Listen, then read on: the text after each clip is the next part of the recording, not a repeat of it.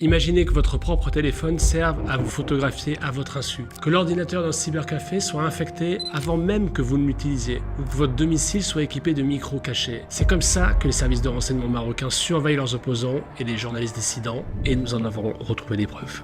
Je n'ai jamais vu cette photo. Jamais de la vie. J'étais choqué. C'est la vie personnelle de quelqu'un. Il n'y a personne qui va accepter ça. C'est pas seulement moi. En 2021, nous avons révélé un système d'espionnage mondial avec le projet Pegasus. Pegasus, c'est un logiciel espion extrêmement puissant développé par l'entreprise israélienne NSO Group. Avec Pegasus, pas besoin de cliquer sur un lien, pas besoin de télécharger quoi que ce soit. Une fois que votre téléphone est infecté, vos messages, vos appels, votre micro, votre caméra, vous êtes entièrement piégés. Et ceux qui vous espionnent vont tout savoir de vous. Notre enquête à l'époque avait permis d'identifier des cibles potentielles partout dans le monde. Et parmi les principaux utilisateurs de Pegasus figurait le Maroc. Sur la liste des 50 000 numéros sélectionnés comme cibles potentielles, près de 13 000 étaient attribués au Royaume. Parmi eux, un numéro avait attiré notre attention en particulier, celui d'Emmanuel Macron, le président français. Le Maroc, de son côté, lui, a toujours nié avoir utilisé Pegasus. Le Maroc nie catégoriquement les allégations malveillantes dont il fait l'objet. Le Maroc n'a jamais, vous m'entendez bien madame, jamais fait appel à la société NSO et n'a jamais utilisé le logiciel Pegasus. Aujourd'hui, le Maroc le demande fort et haut.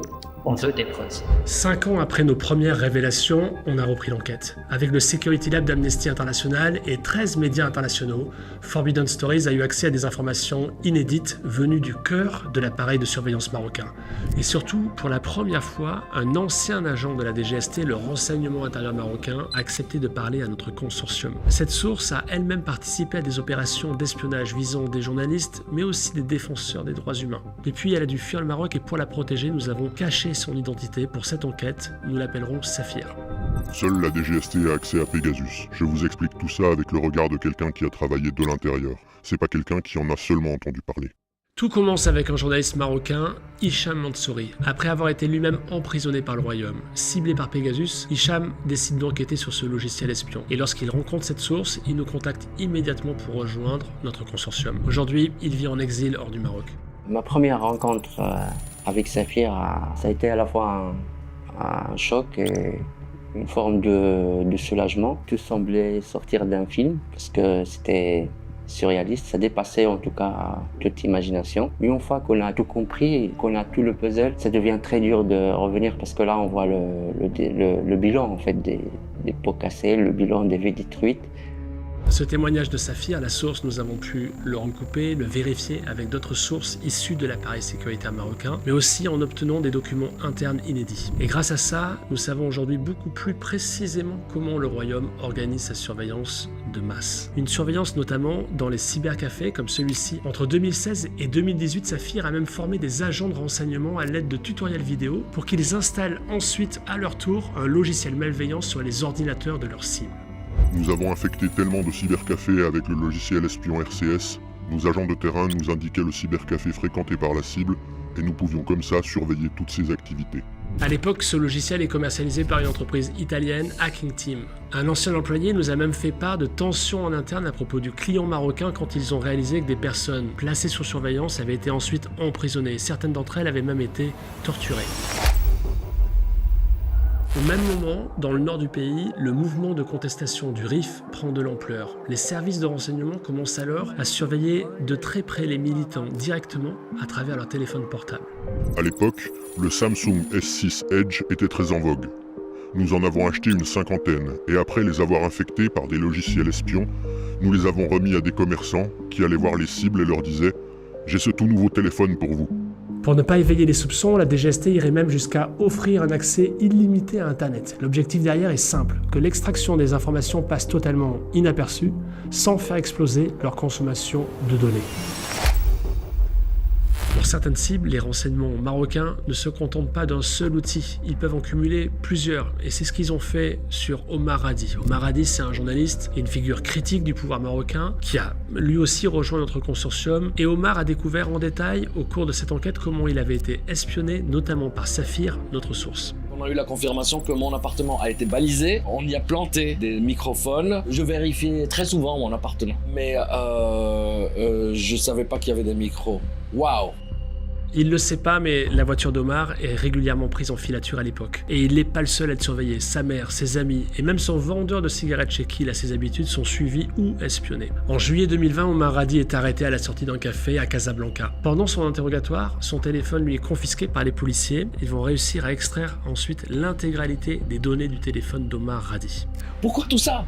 Qui suis-je pour qu'on déploie autant de moyens et de ressources?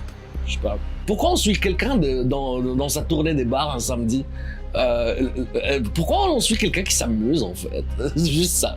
Il y a plein de gens, plein de compétences dans le pays qui auraient pu servir le pays autrement, et on met des ressources incroyables dans des stupidités, c'est-à-dire même sur le plan individuel. Quel sens un officier comme ça ou un inspecteur comme ça donne à sa propre vie? C'est-à-dire suivre les gens, chercher dans leurs poubelles, alors que je suis sûr qu'il avait des rêves quand il était jeune, qu'il veut être aussi autre chose, qu'il doit autant aimer le pays que moi. Je crois que on fait détester à ces gens ce que leur pays demande. Et donc peut-être qu'éventuellement ils vont finir par détester leur pays. En 2021, Omar Hadi est condamné à 6 ans de prison. 3 ans plus tard, en 2024, il est finalement gracié par le roi du Maroc. On ne trouvait rien sur Omar Hadi. Rien. Il était presque trop précautionneux. Ça nous a forcé à aller plus loin. On en est arrivé à Pegasus après avoir utilisé toutes les étapes d'écoute, chez lui ou dans sa voiture.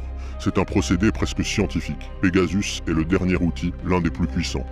À partir de la fin 2017, le Maroc commence à utiliser Pegasus, le logiciel espion développé par la société israélienne NSO. Pour les services de renseignement marocains, à l'époque, c'est une arme redoutable, un outil capable d'infiltrer un téléphone à distance et d'en extraire les données les plus intimes. L'argument de vente, c'était l'infection silencieuse, sans intervention physique. Dès qu'ils ont su qu'il y avait Pegasus, ils l'ont choisi car c'est facile, et la DGST a toujours préféré le chemin facile. Voici d'ailleurs pour la première fois des captures d'écran de l'interface de Pegasus. On n'a jamais vu ça auparavant. Ces captures ont été obtenues par Forbidden Stories, elles datent de 2013, donc bien avant que le Maroc ne l'utilise, et on y voit l'étendue des capacités du logiciel, les accès aux appels, les accès aux messages, à la localisation, l'extraction même des contacts et des données du téléphone. Le logiciel permet même d'activer le micro ou la caméra de la cible au moment où vous le choisissez. NSO Group really sets themselves apart with their ability to develop spyware, the most highly invasive spyware that's able to bypass protections on even the most up-to-date phones. And what's really sinister is that this kind of spyware that's so invasive, that takes all your data by default, is designed to delete all trace of self. So not only do you not have to do anything to be infected, there's no way of really knowing you've been infected. It cleans up after itself. It's meant to take everything. It's meant to really violate your right to privacy. That's what it's for.